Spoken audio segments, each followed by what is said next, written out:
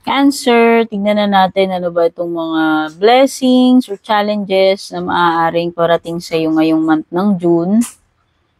Maraming salamat, Cancer, kung like kang nanonood, sumusubaybay sa mga readings. At kung bago ka dito, don't forget to subscribe, like, or follow.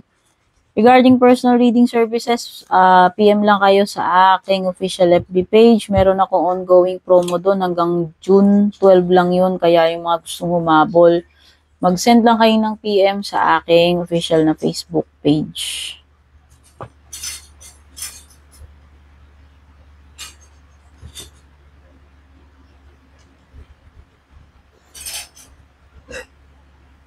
Manifestations, twists and turns. Ay, ano to? Meron kang sexuality, travel. So, mukhang may mga lakad.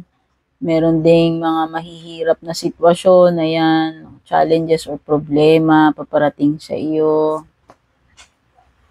Merong mga matters regarding friendship. Merong mga inggitan, selusan. Pero babawiin din yan ng sunshine card, parang sun card, ano. So, nakikita ko dito, excuse me. Halo ito. Blessings and challenges yung meron.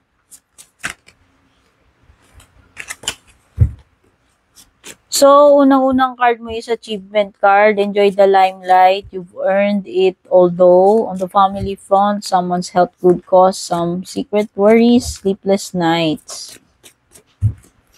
Okay, basta meron kang achievement ngayong June, Cancer. Expect mo na yan. Pero, pwede ka rin daw mag-alala about a family member na pwedeng may, sakit. Kami magkasakit dyan na loved one. Sabi dyan, pwede kang magkaroon ng mga worries and sleepless nights. Pero meron kang makukuha this June. May ma-achieve ka eh. May success ka, may completion.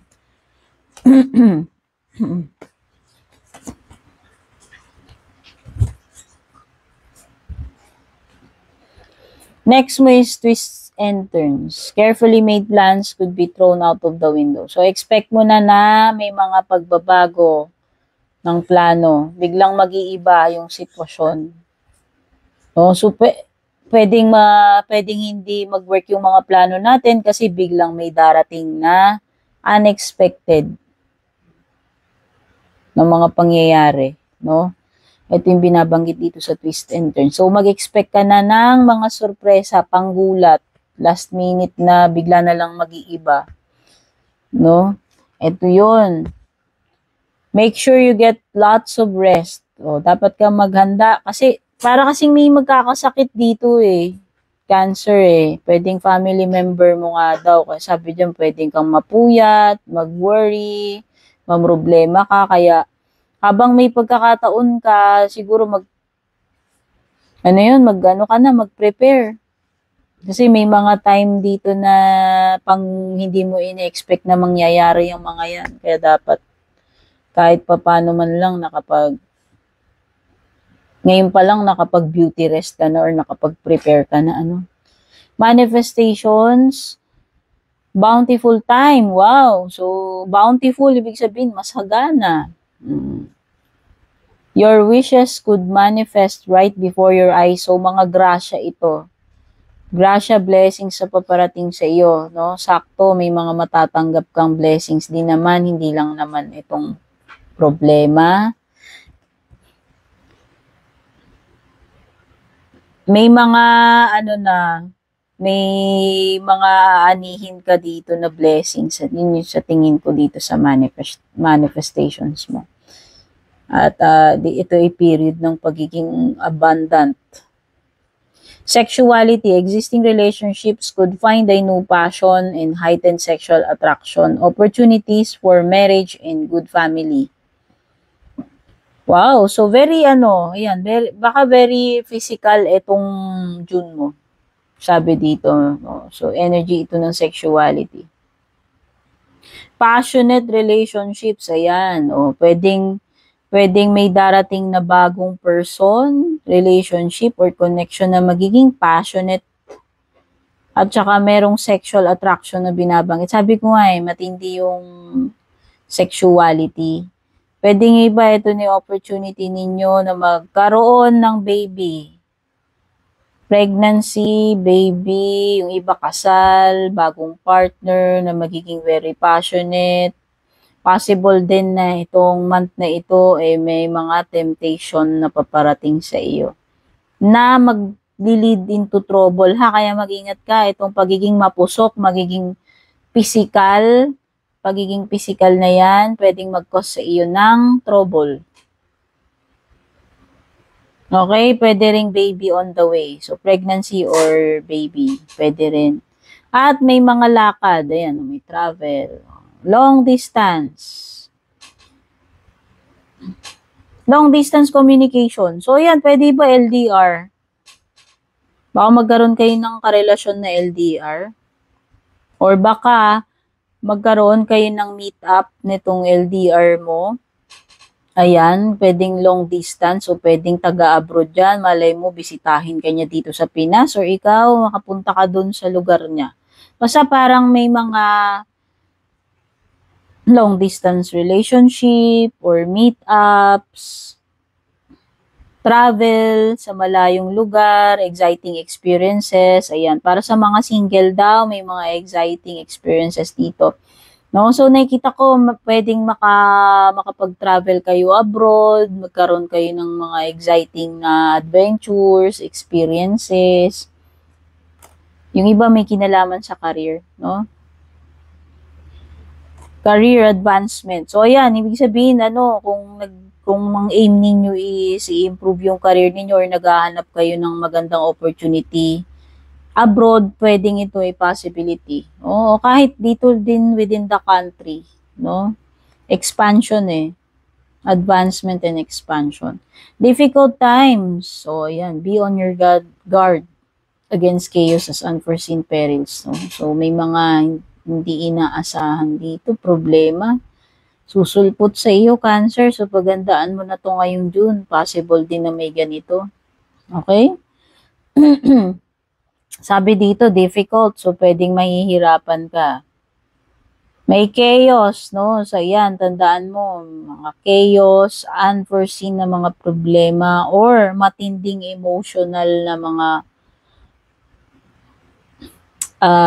mga sitwasyon na related sa emotional na mahirap, magiging very difficult para sa iyo. Friendship. May kaibigan ka daw nangangailangan ng tulong mo. Oh. Basta, baka may friend ka na matutulungan or lalapit sa iyo itong month ng June. Ibig sabihin, malaki yung possibility na ikaw yung makakatulong dito sa kaibigan mo, no? Either ikaw ang mag-offer ng kusa sa kanya or baka lumapit siya sa iyo para tulungan mo siya. Meron ding selosan, inggitan dito. Watch who you trust with your personal secrets and plans. Ayan, mag-ingat ka ha, kasi hindi lahat ng tao na akala mo natutuwa sa iyo natutuwa sa success. Natutuwa sa success or achievement mo. Pwedeng iba dito. Pwedeng kadugo to or kung sino man ha. No, basta pwedeng hindi mo naakala na naiinggit pala sa iyo yung tao na yan. Ayan, jealousy. So pwedeng naiinggit siya sa iyo.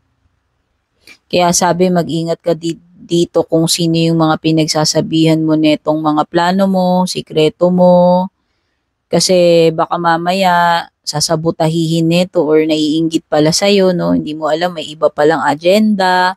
Spend time outdoors with nature to connect and replenish. So, yan, kung magkakaroon ka ng time, opportunity na makapag-relax, makapag-nature, itong June yun. So baka makaano ka kapag bakasyon, no? Or nature trip. Sunshine, the sun is shining on you. Sun card, sabi ko na eh. Ayan. Seswertihin ka, magiging positibo, maganda, successful yung outcomes. Ang sun card kasi nineutralize niya lahat ng negative. So, kung hindi man niya mabanish yun, mawala lahat, at least ma-minimize man lang niya yung effects ng mga negative. No? Kahit pa paano ma-neutralize nung araw, madidiminish, o yan. Di, magiging maganda. Meron ditong success, happiness, or positive, successful outcome pagdating sa iyong career or business.